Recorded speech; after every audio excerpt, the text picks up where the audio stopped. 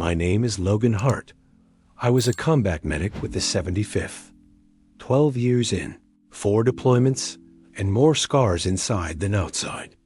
Medics remember voices. The ones that fade, the ones that don't. I always believed loyalty was a straight line. Up the chain, down the chain, all the way home. I was wrong. Loyalty is a circle. If one link is rotten, the whole thing breaks. I learned that the day my little brother Caleb died, we were convoying north of Al Karatain, a road we'd driven a dozen times. Sunny day, visibility perfect. I was in MRAP2. Caleb was gunner in 3 Kid, looked 10 years younger than his 24. He was the reason I re-enlisted after my 3rd tour. One more together, he'd said, grin like a dare. I told him I'd keep him alive. He told me that's not how war works, Dot. He was right. The blast didn't sound like an IED. It sounded like a door slamming on God's hand. MRAP3 folded like a soda can. We did what medics do. Ran into fire and smoke, hands moving on muscle memory while the brain screamed. Caleb was breathing when I reached him. For 62 seconds, he breathed. I counted each one. Then he DIDN single quotes T.command, called it insurgent action. The report said Type V pressure plate. The report said no friendly units in the grid. The report said a lot of things. 3 weeks later, I got the letter a brown interoffice envelope slid under my barracks door with no return. Inside, a single page, printed in Courier, no signature. Check the route logs for Argus Sentinel. Your brother's death wasn't an accident. Argus Sentinel, private security contractor. We'd seen their convoys sharing our routes, always with better trucks and worse manners. They moved like they owned the place. Sometimes it felt like they did. I took the letter to my CO, Major Rowan Pike, silver hair, stone eyes, the kind of officer who makes a room stand straighter. He read it, held it for a long breath, then folded it twice and slid it back. Grief makes ghosts, Sergeant Hart, he said. Don't go hunting them. I hunted anyway. It took a favor from a supply NCO and 3 hours in a dusty Connex with a dying laptop, but I found the route logs. Argus Sentinel had filed a late-night movement through our sector 12 hours before our convoy rolled. The grid squares overlapped within 50 meters of where IMRAP 3 exploded. Not proof, but smoke that smelled like truth. I called Maya that night my fiancée. She'd waded through my tours with a patience that felt like a miracle.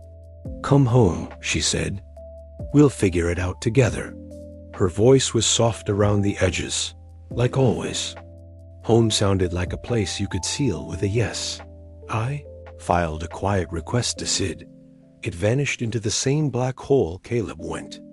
2 days later, Major Pike pulled me from the line. Take 30, he said. You're no good to anyone burned out. 30 days later, I walked into our apartment in Savannah and put my duffel down. And the first thing I saw was a second toothbrush in my bathroom. Maya's hands shook when she told me. I tried, she said. I waited, and I tried, and I broke. The man's name was Dane Whitlock, management consultant. He was just... Here, she said. You were a time zone away. Pain has a sound. It's a chair scraping against tile, slow and stupid. I didn't yell. Medics don't waste breath. I packed the one box you pack when you're too stunned to plan. Photos. A jacket that still smelled like our dog that died the year before. The watch Caleb gave me when I pinned E6. I left my key on the counter next to the second toothbrush and drove to a motel that rented by the week. That night, grief braided itself with suspicion until they were one rope. I read the letter again. Check the route logs. I did more than check. I went looking for the person who knew how to forge a report. Act 2. The captain with clean hands, her name was Captain Eliza Noor, intel. I'd patched her up after a blast outside dear easier shrapnel in the calf. Lucky miss on the femoral. She owed me. When I called, she didn't ask questions. Coffee shop, back room, she said. Bring nothing you can't throw away.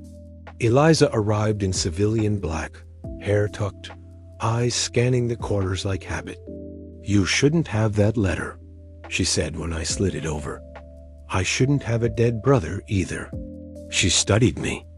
Argus Sentinel runs dual manifests, one for the State Department, one for themselves. We flagged a discrepancy the week your brother died. The report was altered. How altered? Enough that if I had pushed, I'd be working mall security now. She lowered her voice. Hart, I didn't call you here to talk me into a crusade. I called you to tell you not to get yourself killed. I'm not after blood, I said. I'm after truth. Eliza sighed, then slid me a thumb drive wrapped in foil. Root cam footage from a contractor's dash. Redacted, but not enough. You didn't get this from me. I watched the video in my motel room with the sound off, because some sounds you don't need twice. Minute 12. 2 Argus trucks stop at a junction near our route. A man gets out with a toolbox. He kneels at the shoulder. He plants something under sand. The timestamp reads 0423. Our convoy rolled 1,630. The face on the man who planted the device is blurred.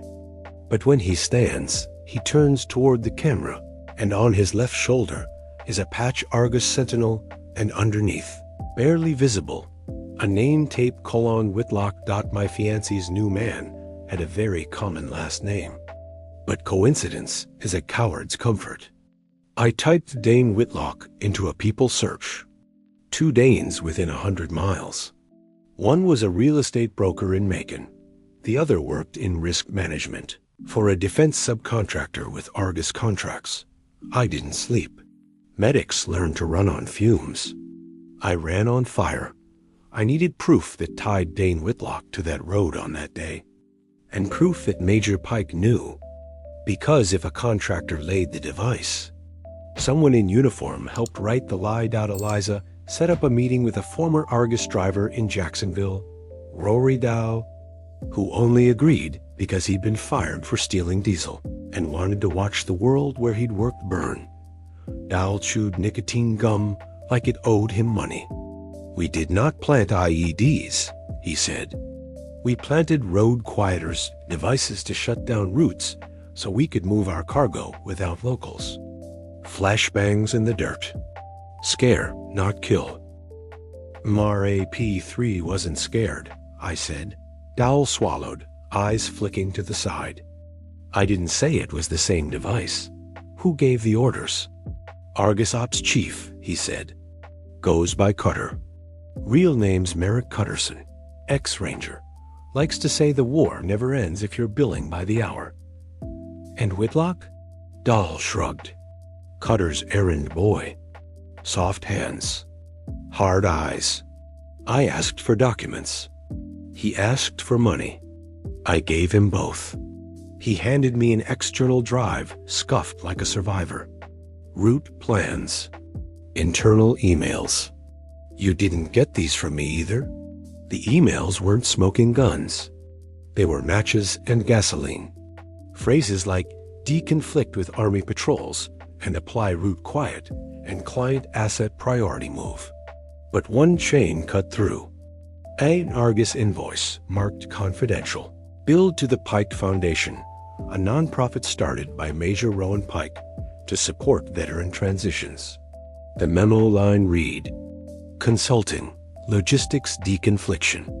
Dated 2 days before Caleb died. A circle of loyalty. Rotten link.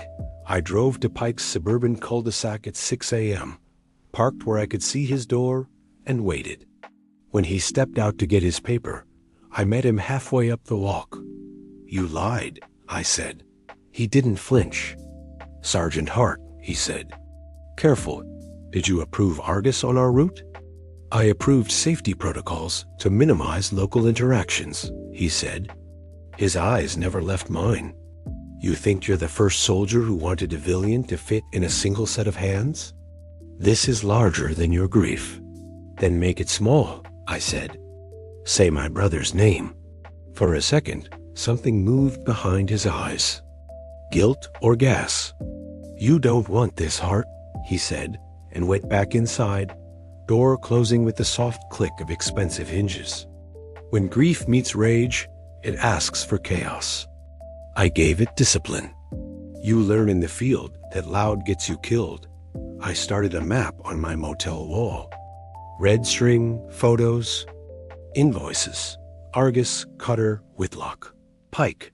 I set a dead man's switch on a proton mail. A county Liza and a local reporter would get everything if I didn't log in every day at noon dot. Then I made a mistake. I sent Dane Whitlock a text from a burner. I know what you did on Route S17. Meet me, or the footage goes public. I picked a busy location, a ferry terminal, and a corner with cameras. He showed up in a navy blazer and a kind of tan you rent from a bed. He scanned the crowd, landed on me, and smiled like we were old friends. You're the soldier, he said softly. Maya's soldier. You're Argus, I said. I'm transitioned, actually. Consulting now. He tilted his head. You look tired, Logan. You should take a breath. You killed my brother. He sighed. I planted a deterrent that was not armed. Someone else turned it into something else. Lot of someone else's between those two things. You were on my route.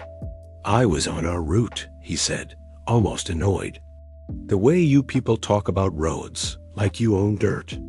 I have footage. He smiled wider. And I have attorneys. Also, a fiancée who told me you're not well. My chest went cold.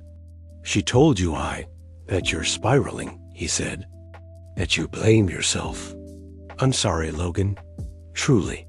If it helps, Caleb looked brave in the report. I swung before I decided to. He moved like a man who expects violence for breakfast, hands up, step back, smile, never breaking. 2 ferry security guards were on us in a heartbeat. He apologized to them in the tone of a man apologizing for weather. They let him go with a warning dot as he walked away. He said without turning, "The story ends better for you if you let it end here." 2 nights later, Eliza called. "You're on a clock," she said. Argus is aware of the leak. And Pike's Foundation just received a large donation from Whitlock Strategic. This is a laundering chain. Get me inside, I said. Inside what? Argus HQ, I said. Or Cutterson's office. Or wherever the bad coffee and worse secrets live. She exhaled long. There's a shared server room in a vendor facility outside Arlington. Argus hosts its backups there. You didn't hear that from me. And if you go alone, because if I help more, I lose my career. I already lost mine, I said. The building looked like every other data center in America, featureless. Humming, guarded by men who mistake Semper for swagger. I wore khakis and a polo and carried a clipboard and a box of Cat 5 cables. The guard checked a manifest, found a name close enough, and waved me through. God bless human error. Server rooms are loud. That's good for people whose hands are shaking. I found a rack labeled a RG2B and slid in a bootable drive. 2 minutes later, Eliza's script was crawling their backups for anything tagged Whitlock, Cutter, Pike. Route S17. What it pulled down made my teeth hurt. A tasking order on Argus letterhead titled Route Quiet S17, initialed M. Cutterson. Approved R. Pike. A footnote. Consult. D. Whitlock. Ops risk. In the attachments, a photo of Dane kneeling at the road shoulder with a toolbox like the one in the dash footage, now unblurred. A tech assessment noting detonator disabled, deterrent only. A follow-up from an unidentified technician recommending augment with legacy munitions for maximum route denial. And then, a time-stamped message the next day. M. Cutterson. Device altered per client urgency. Local asset handled. Deconflict with third convoy EOD. Notify Pike. Local asset. Client urgency. Deconflict. Words that mean nothing until they mean your brother. I pulled the drive and left the way I came. No heroics. No fire alarms. Just a man walking out of a building he never should have entered with the truth burning a hole in his pocket. I sent copies to Eliza and a reporter I trusted, Rhea Kim, who'd covered contractor abuses before. Rhea met me in a parking lot behind a shuttered Sears with a wind that smelled like rain. "This is explosive," she said, flipping through printed pages like they were live rounds. "But there's a problem." "What problem?" "Chain of custody," she said. "Defense will say you fabricated these. We need a second source. Or a witness." "Dahl," I said. "The driver. He's not enough. We need someone inside Argus or inside Pike's Circle. Someone who can say, under oath, I saw it. I signed it." I stared at the asphalt where rain was starting to dabble. "There's no one like that." "There's always someone like that," she said quietly. "The question is whether they're still breathing." I went home, if a motel counts, and stared at the ceiling while the AC fought a losing battle. The dead man switch was set. The evidence was real. But Rhea was right. In war and in court, proof needs a pulse. The next morning, the universe answered like a punch. Rory Dow was found dead in his apartment. Officially, overdose. Unofficially, message received. I drove to Maya's apartment and rang until she opened. She looked smaller, somehow. "Logan," she said. "You can't keep doing this. Did he text you this morning?" I asked. "Who?" "Whitlock." She hesitated. "It was enough." "He told you Dal died," I said. "Before it hit the news." "That doesn't mean anything," she said, but her voice knew it did. "Wake up, Maya." I softened when I saw her flinch. "Please, he's not a consultant. He's a fuse." "You're scaring me," she whispered. "I'm scared too." I left before I asked her to come with me. I didn't want her in the blast radius of a truth she'd helped build by accident. Cutterson called me himself that night. "You're clever," he said. His voice sounded like gravel, like a man who'd swallowed sand and called it discipline. "Clever gets men killed. Come talk before it does." "Talk where?" "Fairview Quarry, outside town. Midnight. Come alone." People like Cutter always say come alone because they think it gives them the advantage. What they don't understand is that some men are never alone. I took Caleb with me, and Eliza in my earbud and listen only, because she refused to stay entirely out. The quarry looked like a place where the earth had been carved by someone who changed their mind halfway through. Cutter stood by a black SUV with two men in plainclothes who wore their guns like hobbies. "You didn't have to kill Dahl," I said. "We didn't," Cutter said mildly. "But if we had, the paper would read the same." "Argus planted the device," I said. "You altered it." Pike blessed it. Whitlock played errand boy. Cutter pursed his lips like I'd mispronounced a word.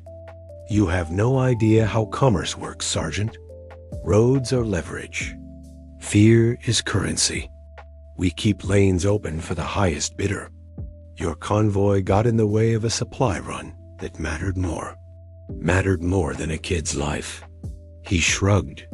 "Everyone in uniform is a kid to someone. You know what ends wars?" He tilted his head toward the SUV. "Invoices paid." "Tell me who changed the device," I said. He smiled. "Why would I?" "Because if you don't, everything goes public tomorrow morning," I said. "Your approvals. Pike's signatures. Whitlock's face. The client's name will follow. You don't have the client's name, he said. I will. He stepped closer until I could smell the cologne he wore to convince himself he wasn't a blunt instrument. The client, he said, is a private relief consortium under state oversight. They needed a corridor fast for humanitarian aid. Aid moved. Your convoy didn't get the memo. The device became something else because the world is messy. That's not a crime. That's Tuesday. It's murder, I said. He sighed, almost pitying. No, Sergeant Hart. Murder is bad PR. What you have is plausible deniability and a paper trail you shouldn't have. Hand it back and walk. I'm not handing anything back. He nodded once to the men. They moved like rain. I moved like desperation. The first man's hand was on my shoulder before my elbow broke his grip. The second reached for a pistol. I reached his throat first. Cutter didn't move. He knew better. He let the scuffle say his lines.